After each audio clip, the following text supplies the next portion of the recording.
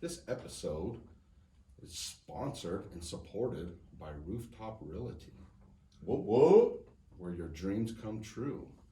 If your dream is buying a house, selling a house, renting a house, you do everything with the house. Yeah, Do you unclog toilets? did it last night. Did you really? Yeah, At your own house? in my own house. In your own house. I bet you would do that for a client. Probably Do whatever it takes, right? do whatever it takes. Whatever it takes. So this episode of Staying in Trouble is we're here at the Rooftop Realty Studio. I'm Adam Short here with Eric Humes, and we're back together again, ready for another episode. Celebrating a big day, Eric. Yeah, what's going on? My big day. Today I've been married 20 years. That's no small feat. No, it's not. It was it's been good though. It's been good. A lot of stuff. The wife and I went out and we kind of talked about it and kind of reminisce over the last 20 years. And you know, the years go by quick. Old people used to say that to us all the time. All the time. Oh man, that it's gonna go by so quick, and you're gonna miss these days. And then I always argued with them, but yeah, when you sit back and you really think about 20 years ago, it's huge, man. It's huge. And it seems to be flying by. You know, we talk about kids and love and marriage, and you know, an anniversary is actually should be a pretty big thing. Like, for those that know me, I love to celebrate my birthday. All of them. Yeah, You're like the Mad Hatter. You yeah, have all these unbirthdays, right? yeah. And I think that's what life should be about is celebration. You know, it's another day. You know, another time that we've had to spend with your life partner. And I was just counseling someone yesterday on about, you know, the value of a life partner. You know, because a lot of times people are like, oh, what's in it for me? What's in it for me? And I tell them, you know, it's not just what it's in it for you, but there might be an opportunity for you to help that person. And maybe you're that person, you know, one of the few people that could help that person. And I think that's what happens in society. Realistically, like, you know, just, you know, 20-year anniversary should be almost, you know, up there with, you know, the big birthdays, 100-year, 80-year, 50, you know, when you turn 50 and all those things. You know, a 20-year partnership is an enormous feat. You know, we're always getting torn apart from different sources and different, you know, different interests. And so, you know, and the great thing too is, like, when I think about you and Shelly is, you know, and maybe this is because in my heart of hearts I'm still like 14, is Yeah. you know, I still think of you guys as a young couple. You know, I see the, you know, I see the young love in you, you know. Well, and that's what we try to do is we keep it young. I mean, I still ask her out on dates. I still chase her around like a 16-year-old kid. Sometimes I still get nervous around her. I get that, you know. Yeah, I do know. And I can't help it. And that's what keeps it a little exciting and keeps it alive, and it's fun, and you know, it's all of that stuff. Are you still amazed? Amazed by her? Yeah, well, just so I am constantly amazed that, you know, I was able to trick Sarah into marrying me. Well, I'm amazed she still sticks around. No, I'm talking about my wife. I'm just so grateful that she's crazy about me too. And sometimes, and you know, I gotta, you know, keep telling myself, you know, I'm a good dude. Yeah, I'm not bad, you know. But at the same time, she sees that kind of that diamond in the rough type thing. But yeah, there's a lot of times I have to pinch myself. There's those moments, simple moments. We're all just lounging around watching a movie one Saturday night at the house, not much going on at that very moment. At that very moment, yeah. I don't believe I mean, we just got done with our day. We finally get home, we're relaxing, kids are running all over the place, and I just look, and I take that situation in, and I just count my many blessings at that very moment, you know. And that moment is that aha moment that, man, this is awesome. This is great, you know. Something else I thought about is, and it could be related to marriage, and you as a business person, you know, I think in your line of work, you talk to a lot more people than I do, and you're involved in that, is the association that we bring people into our lives, close into our lives. I mean, we all have our Facebook friends, we have big lists, we have our Instagram followers, and we have our people out there that when we run into them at the grocery store, we say hello, and then that's it. That's basically the end of our relationship. But then there's those people that we let in. And I noticed when I was young in high school, I used to let a lot of people in. Like you wanted as many friends as you could. You wanted to be popular. You wanted to know everyone, and you wanted to know the people that you thought, well, he's a popular dude. I want to hang out with him. Yeah. But then, at the older you get, that perspective changes, and the people that you allow in, you want them to bring value in your life. Not meaning that they have to give you something all the time, but they inspire you. They help you. They make you a better person. So all of a sudden, that huge group that you kind of had in high school shrinks down to maybe, seriously, 5 people that you really let into your life, and how important those relationships are. And a marriage is one of those, I think, in those top 5 that you let in. But I noticed that my group of friends, and I try to tell my teenage daughters, they get worked up over teenage daughter stuff, like, you know, high school stuff. And I tell them, one day these friendships are going to mean nothing. You're going to have that 1 or 2 friends that are going to be so close to you and so real to you, and they're going to bring value in your life. Those are the ones that you're going to cherish. These little in and out type friendships, they mean nothing now. They really mean nothing. And I learned that over the years, and I kind of really pondered that, how important Shelly was to me. But then I have a couple other people in my life that's really close that I've really let into my life. And I can tell them almost anything, and I know there's not a judgment, there's support, there's help, and I want to be that friend to them too. I want to reverse that. Yeah. So, do you find that in your line of work? I mean, you're talking with people all the time. I'm a different breed. Oh yeah. I literally probably am. You let everyone in? I let everyone in. Yeah. Right. Just an open book. Just an open book. Nothing wrong with that. No, I recognize. So my mom was a closed book. Oh really? Yeah, my mom was a closed book, and you only got one page in at a time. And so I think out of growing up that way is and getting to know a little bit. I think on a previous podcast I talked about the fact that I am a redheaded stepchild. I just found out who my biological dad was about 4 years ago. Now we're in 2020, about 4 years ago. And I'm finding that a lot of traits that I have are very similar to my biological dad. Mm-hmm. You know, nature versus nurture. But me, I personally am is way different in that, in the fact that, you know, I within in seconds of meeting someone can, you know, I'm either going to be a light touch, heavy touch, and, you know, I'm able to,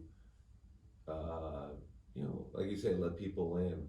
And because, and I think it's part of my profession too, you know. I think that's why you're good at your profession. Yeah, I'm able, you know, a lot of times, you know, when we're dealing with, you know, buy, sell of a house, we're dealing with a life transition. Oh yeah. And huge. so huge, yeah. So there's economics involved, there's emotions involved, and so you know, I kind of equate it sometimes to heart surgery, because you got to crack open the ribs and see what's inside. There's not a lot of hide and seek, and so you have to build a relationship of trust really fast, and it has to be a true relationship. And I try to nurture those relationships over the years. Like you know, it isn't that I do things with all my friends all the time, but I do value my friendships on a family level. And so, you know, most people who actually know me know that, yeah, you know what, I realized at a young age, I kind of drummed in my own beat. Mm-hmm. You know, I don't know if you've heard of Vans before they were like cool with this generation. Oh yeah. So I've had my share. So that was the realization that's actually when I was in high school, and I had this pair of neon orange Vans, and I'm colorblind. And You are? yeah, I never knew that. yeah, certifiable. Got the Oh, wow. certificate from kindergarten on up. And I actually have the colorblind glasses out in my truck as well. So Wait, they make glasses for that? make glasses. It doesn't like cure it. Everyone's like, oh, put your glasses on, Dad, and so you can see They're the not like colors. those X-ray glasses you get on the back of Boys Life magazine. No, they were a little bit more expensive than that. But it was amazing to see. I did it on a Facebook Live. I'm like, hey, let's just live to see what this really is like.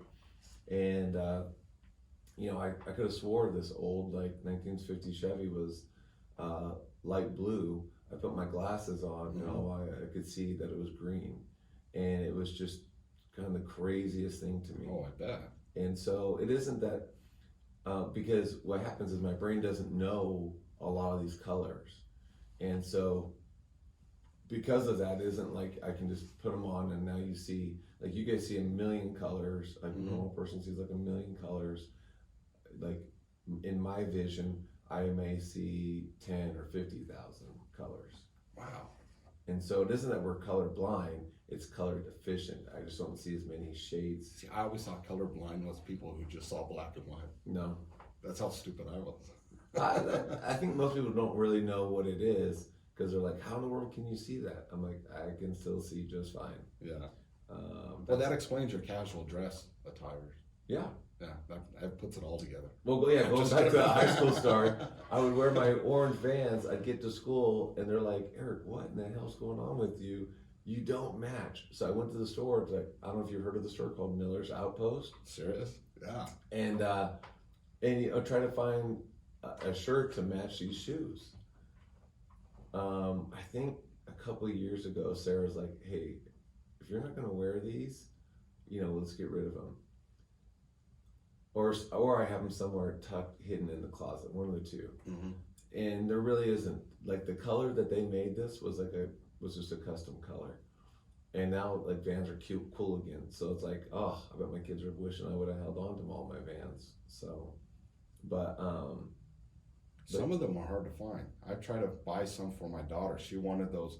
I guess the cool thing in elementary school for Christmas, she wanted those. Did you just say in elementary? Yeah, I have cool? $1 in elementary. Oh, did you say cool? Cool In elementary. Yeah. Well, this is what all the little girls are wearing. Apparently, I don't know. This is what she sold it on me. She wanted the Vans that came up your calf. Yeah. They have a zipper on the side. Oh, wow. They're like those beyond high tops. I think high tops, they cover the ankle. Yeah. Right? This is going up like mid-calf type high top. Oh, this sounds like Paris fashion show right Yeah. now. I've never seen these. Yeah, she wanted a pair. So we thought we could just go to the store, get a pair. Yeah. Yeah, no, we had to order them because some of them are not. People want a certain color, certain style. Back in the day, take it back. Yeah. Yeah, the sneaker world is blown up.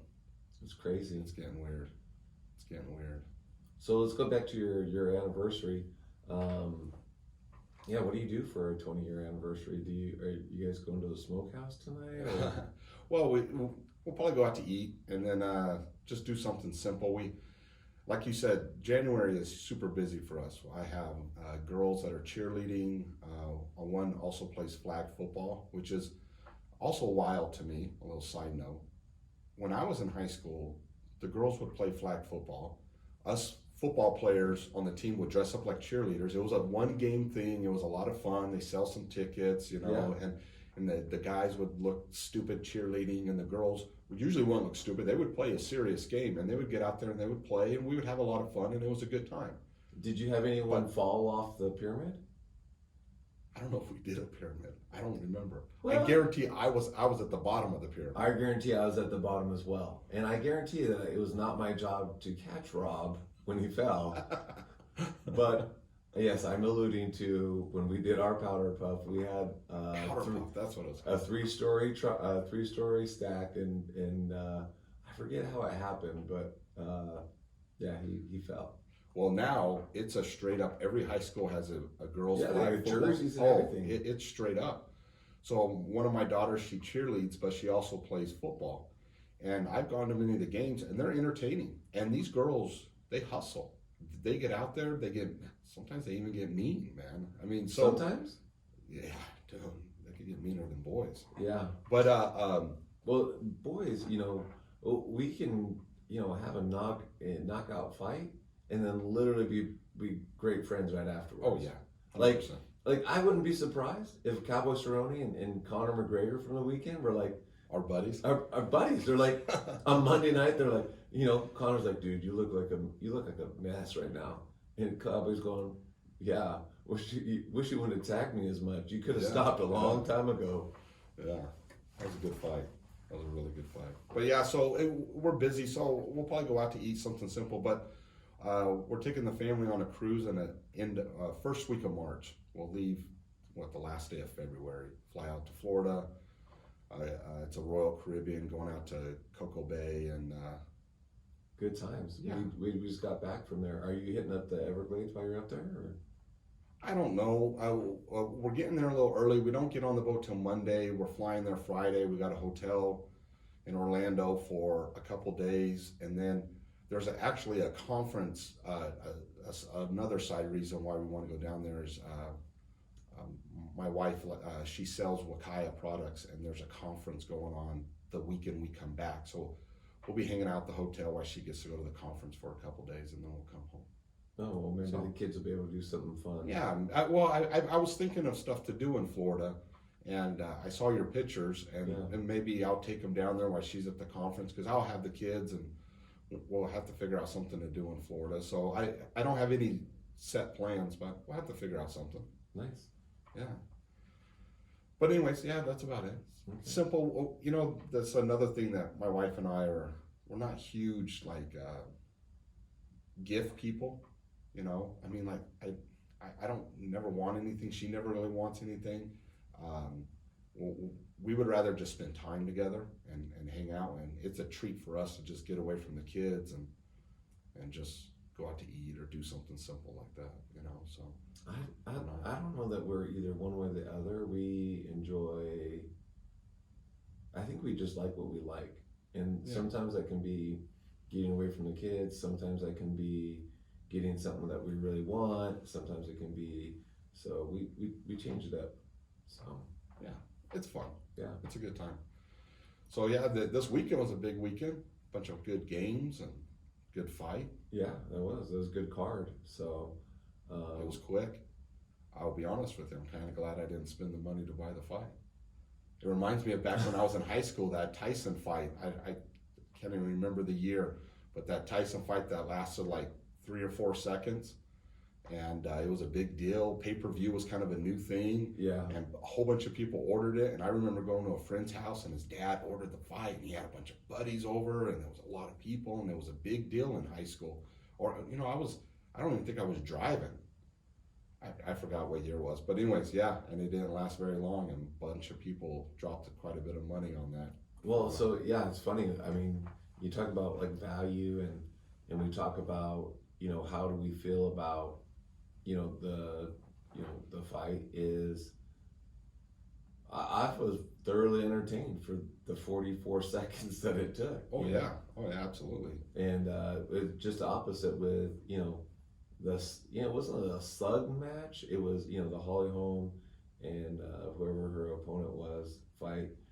She controlled the fight, but it wasn't like, and they were throwing haymakers. They just never really could really get to that point of a full out knockout. And so that was it's just the opposite. You had one fight that went the whole distance to the decision, and then Conor comes up, Superman punch with a knee.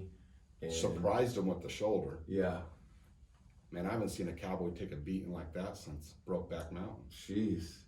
Right in his face. Dude, Face looked like it surprised him. And even in the interview afterwards, Cowboys even said, like, I didn't see that shoulder coming right off the bat. What, he broke his nose? Broke his nose, yeah. Dude, that was nuts. Yeah. But it was good. And then some good football games, and then now we're we're set for the Super Bowl. Yes, after the Super Bowl. I The games are would not okay. have thought that. I don't know. 49ers had a good season. I would not have thought that they would be in it, but they are. Well, you know, Well, as the season progressed, right. It's a they- mixture of not getting hurt and being able to. I actually think San Francisco's going to win. For my friend Julio, I put it on You the think so? podcast. Yeah, I think Joey Bosa is actually one of the keys to the game. we need to get Will back on and get the odds. Yeah, we do. Like, yes, Pat Mahomes is a phenom, and the Kansas City offense can score in about 34 seconds. But the one thing, so I think the right tackle or even left tackle, wherever Joey Bosa and the front four for San Francisco, if they get a pass rush, they win. If you know Pat Mahomes gets protection, then I think Kansas City can always win. Yeah. So I think Kansas City is more explosive, and you know this is a classic Antaj of because I don't think Garoppolo is like this amazing quarterback that can can throw his way into a win. I think this is more like. Do you remember Peyton Manning? Does that sound familiar? Like Really? Yeah, of course I remember Peyton Manning. and there was this one little game, this one year in New York, where there was a certain team of championship caliber, otherwise known as the Legion of Boom, and who took the number one offense and buried them. Do you remember who those teams were, by any chance? No. It was the Broncos and the Seahawks. Seahawks who were That's quality. why you remember him. Oh, of course. I've got the football signed. I've got it signed Oh, by yeah? Marshawn Lynch. I need to get Russ's signature on it too. And so, with defense wins championships. They always say that. Oh yeah. So I think, and so if I'm just grading defenses, I think by far San Francisco is a much better defense. Yeah. It'll be a good game. I think it's going to be fun to watch. Yeah. So here's a question. We'll get into this to finish up. So, Tom Brady, you think he's going to stay with New England or do you think he's going to leave? I think he's going to leave. Where do you think he's going to go? I have my prediction. I just want to see where you're at. San Diego. What? I mean, LA Chargers. I'm going to say the Raiders. I'm going to say that's going to be a huge. I think the Raiders will get a heck of a deal. That whoever gets Tom Brady is getting a bad deal. You think so? 100%. It's been proven like over and over and over and over. Raiders coming to Vegas. This is the first season here. I think a good move like that, get people excited, get people watching, all eyes on us. We're in a new stadium, the Death Star. Where are you going to put Derek Carr's contract? I don't know, in the file cabinet.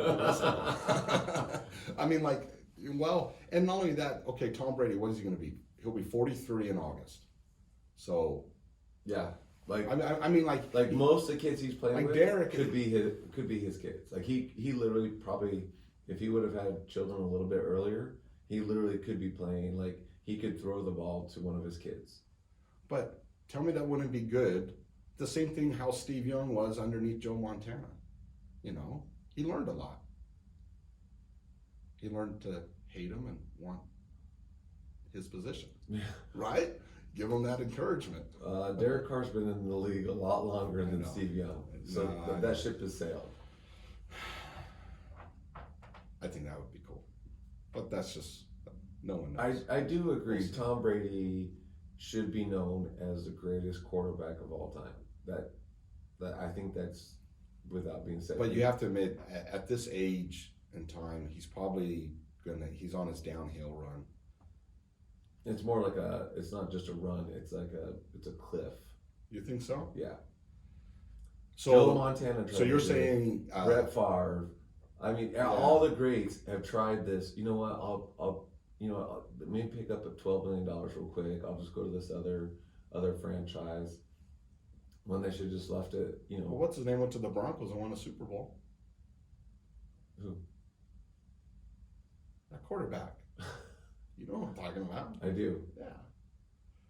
I don't know. I don't know. We'll see. It's fun. It's fun to speculate. That's one of my favorite things is just speculating over this kind of stuff. You think about it, you talk about it. It's fun debates. Me personally, I don't know why he just doesn't retire. I don't either. I mean, just enjoy it. Maybe take a job in broadcasting or do something else on the side. Oh man, Whatever. everybody else. like I mean, literally people like him. He has that look. I think people would love to hear the stories. Oh, absolutely. Cut a book deal. Yeah, because you know what I think makes Tom Brady great. It's not. See, everyone talks about arm, speed, run. It's a mental game. You're down. There's a reason why he's the best 2-minute manager. I mean, it is all mental, right? Yeah. And so that's why, quarterbacks are, tested for their IQs is because you need to know on a cerebral basis and then on a stress basis. I mean, you're on the biggest stages year after year after year. Huge pressure. Huge pressure. A few haters, myself included. Like, any You good think more American. pressure than the coaches? Oh, The coaches don't win; they get fired. Oh, They yeah. get fired fast. It's the craziest thing. The Texans lost so bad they fired the Astros coach. I mean, it's crazy. I would hate to be a coach in any professional sport right now. I Well- mean, it's like, well, you saw it with the Golden Knights. You see it all Well, over the place. But that's not true though. So they've actually shown this that in the National Hockey League, Yeah, most coaches only last 2 to 3 years, and that's a lot of pressure, man. it is a lot of pressure. And so, I know as a city we were like up in arms. How is this happening? Blah blah blah. He was coach of the year last year. Coach of the year. He He's the took a coach. brand new team to the Stanley Cup. He's he's slated to be the all-star coach. And how do you go from all-star coach to unemployed? Yeah. But in hockey, And then the it's guy normal. who came in was your rival. I don't know. It's crazy. It's a is. crazy business. It's a crazy business. Well, and so the whole reason, the reason why they paid Peyton Manning what they did that year for the Broncos is they bet the whole house, hey, we won a Super Bowl. And And it worked. it worked. And now for 8 years, the Broncos haven't seen the playoffs since. And so it's like, just remember, we bet the house, we won a Super Bowl, and Now they got to rebuild. now we got to now it's going to take Big a time. decade to rebuild. Yeah, so, All right. Last topic before we finish this wonderful episode. NFL draft coming. You see where it's at? I do. It's going to be it's going to be in springtime outside, Yeah. gorgeous. Good time in Nevada. That's Yeah. for sure. You gonna go?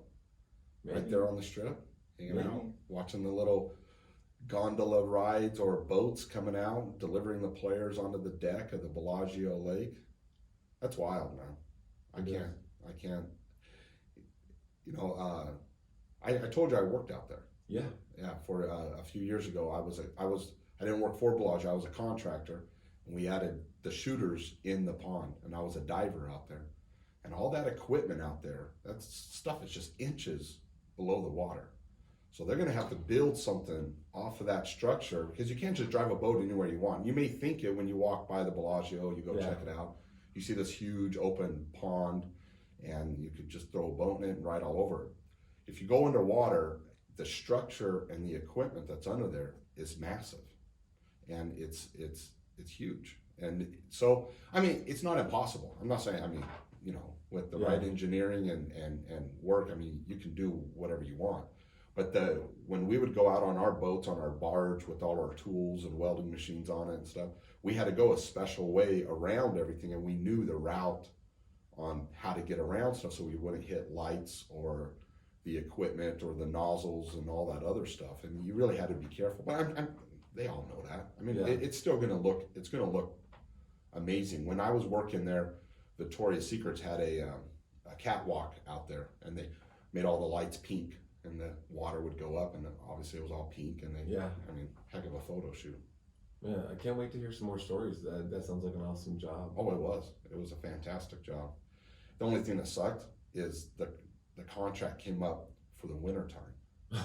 So the contractor I was working for, summertime, I was on the roof at Western High School changing out large air conditioning units, dying on the roof in summer in southern Nevada. Yeah. And then the winter came, and that year, I don't know if you remember, but it snowed in Vegas.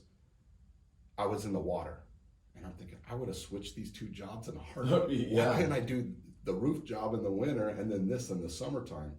But we had to wear dry suits, the water, because it's concrete. It's just a big swimming pool. Yeah. Here's another interesting fact. Did you know that is the fire suppression water for the casino? No, didn't. Giant pumps are on the other side of the pond, and the only way they were able to get the code to put a pond in the middle of the desert like that is if there's a fire at the Bellagio, those pumps will come on and they will suck that lake dry to put out the fire first before they turn on the water from the city. Nice. Yeah, little fun fact there. A little fun fact. Yeah, it's cool. But anyways, we really appreciate everyone listening, and especially the people who have supported the podcast, Rooftop Realty, and all those who just hit that subscribe button. Tell your friends about us, and that communicate with us. We get a lot of feedback, and we appreciate that feedback from the people that listen and the ones that look forward to the episode. So we appreciate all of you that keep on listening, and please tell your friends about us and get the word out there. It'll be good. Booyah. All right, we'll see you.